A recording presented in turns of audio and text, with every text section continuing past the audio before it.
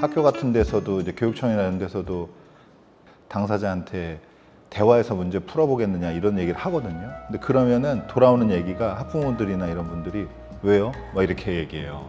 대화를 당연하다고 생각하는 게 아니고 대화하면 좀 무마한다거나 아니면 화해 종용한다거나 그러니까 불필요한 걸 한다는 느낌으로 이렇게 오해를 많이 하고 일단 시작하는 경우가 많이 있거든요. 우리가 원래 사전에 관계가 있고 공동체에 대한 인식이 있으면 문제가 생겼을 때도 그럼 공동체적으로 풀자, 관계적으로 풀자, 대화해서 풀자 해도 그래요. 그렇게 우리는 원래 관계가 있었으니까 남이 아니니까 이렇게 갈 텐데 지금 애초에 시작이 우리가 왜 대화해야 하는지를 설득을 해야 되는 상황이라고 좀 이렇게 보이고 공동체성이 사회에 없는 상황이거든요. 특히 이제 대표적인 게 OECD에서 조사하는 더 나은 삶의 지수 같은데 보면은 우리나라가 OECD 맨날 거의 그 공동체 수 꼴찌거든요.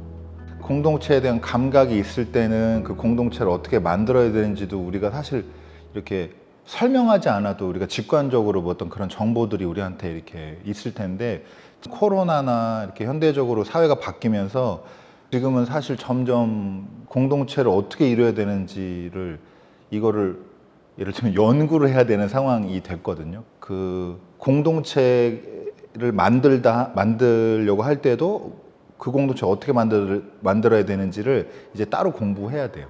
현장에서 이 활동을 할 때 내가 조정자예요.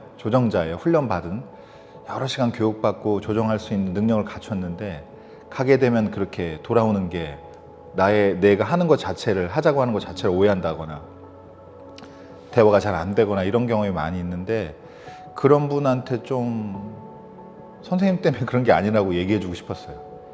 선생님이 능력이 부족해서가 아니라 사회에 공동체성이 없어서 이게 우리가 하는 일, 우리가 관심 있게 우리가 신뢰하고 있는 주제에 대해서 받아들이기 어려운 면이 있다 이렇게 얘기하고 싶었던 게 1차적인 목표였고 결국에는 제가 선생님들한테나 이런 분들한테도 전달하고 싶은 게 선생님이 개인 기술을 많이 늘려가지고 학생을 엄청 잘 다루세요 이게 아니라 우리 반에 힘든 학생이 있는데 내가 혼자 고민하는 게 아니다. 우리 같은 학교 선생님 중에 같이 수업 들어가시는 분, 같은 학년 담임하시는 분들이랑 같이 고민하고 그리고 그걸 받아주고 그 대화 나눌 수 있는 공동체가 있어야 되고 그런 배경이 돼야 잘 적용이 될 수 있겠다. 학교 선생님들한테 공동체 하면 떠오르는 영화나 드라마 뭐 있냐 그러면 막 그 응팔이나 예를 들면 전원일기 막 이런 얘기도 하시는 분이 있고 그런데 제가 말하는 공동체는 그런 낭만적인 공동체가 아닙니다. 공동체의 모델이 한 모델이 될 수는 있겠지만 그걸 지금 보편적인 공동체 모델로 삼기에는 시대가 많이 바뀌었다고 생각합니다.